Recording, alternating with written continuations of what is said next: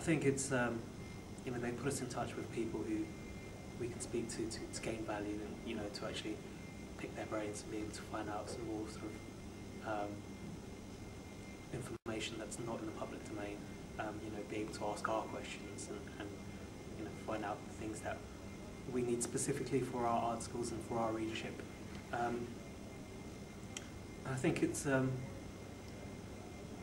also handy for us to know that, you know, when we are working with a PR company, that they do understand the magazine, they do understand what helps us stay ahead of competitors, and if they can provide us with, you know, mostly small things, but if they can provide us with those small things, they all count and it all helps.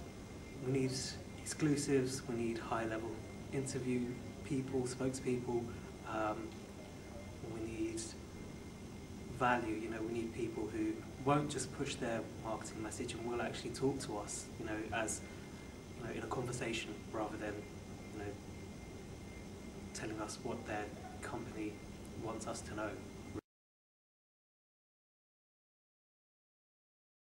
I had a call asking me if I'd seen a release from Astro.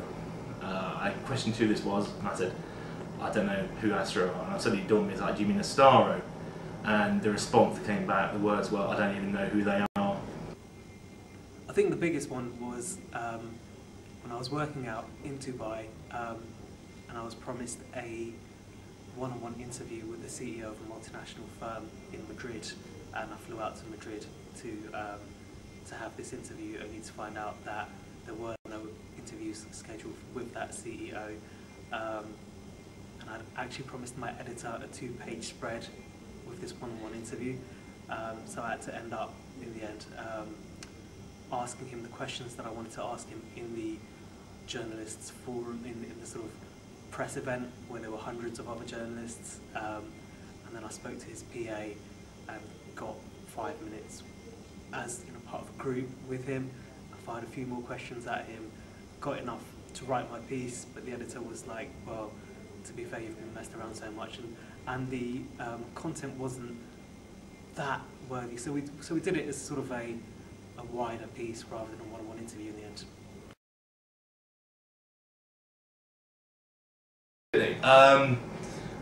Talking to some other PR agencies about surveys, actually, in recent days and weeks.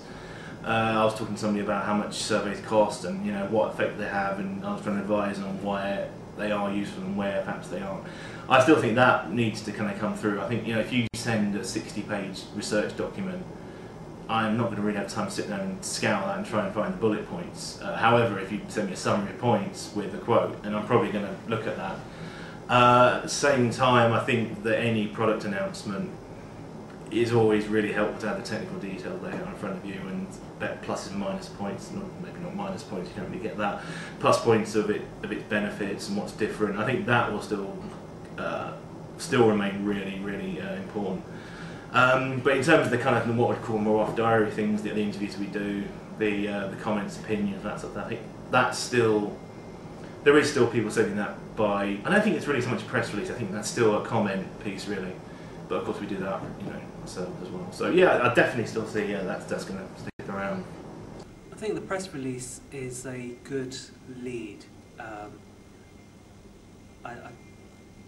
I would hesitate to say it's, you know, anything more than that really, but it's often a good sort of stepping stone. It's a good way of finding out a hook for maybe a longer, more in-depth or more cutting or controversial story on the back of it.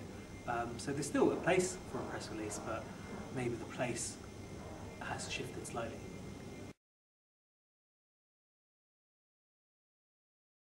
I think from my perspective, I don't know whether it's something that's happened over the last couple of years in general, or it's just something that's happened in terms of where I've been working and what I've been doing, but what I'm seeing is a lot of PR people are now paying attention to the needs of the magazine, and they're really sort of trying to give us the sort of thing that we want rather than sort of trying to push their message. And I know it's an obvious thing to say, but there are specific sort of things that at computing, for example, we prefer to talk to customers rather than vendors. And we, in general, don't like speaking to product marketing managers or people trying to push a corporate message. and slowly but surely I think people are actually cottoning onto that and actually coming to us with value, so that we can actually in turn provide value to our readers. I would say certainly within social media, certainly using Twitter. I'm not a huge fan of people pitching me Twitter stories by direct message. However, when it's somebody I know very well, of course I'm absolutely fine.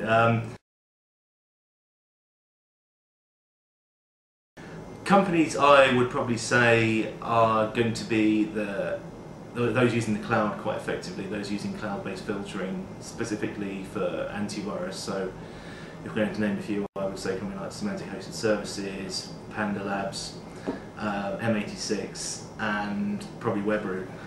Certainly Webroot, because they've just acquired their biggest competitor. In terms of technologies, I still think there's quite a lot of uptake for what I would call consumer devices, and what I mean by that is, for example, encrypted USB drives, some people like Blockmaster, IronKey, and to a lesser extent RSA. So I think that would be quite key for businesses. They look to secure their employees and ensure that they don't wander off with things that they shouldn't do, and if they do, it's secure when it leaves the business. I think there also might be more interest in privileged user management and access management, really for controlling who has what and who can access what, and knowing where people are. So. I think tablet PCs are obviously going to be huge, and there's a security aspect to that as well. I mean, the iPad is being seen as the most user-friendly, the must-have accessory, but in terms of business uses, it's, from what I've heard from people who have used it, it's not as secure as other tablets that are coming onto the market. I think other operating systems, I won't name any specific ones, but there are certain operating systems and vendors and tablets out there that have a more emphasis on business needs and in particular security. I think those will be the way forward this year.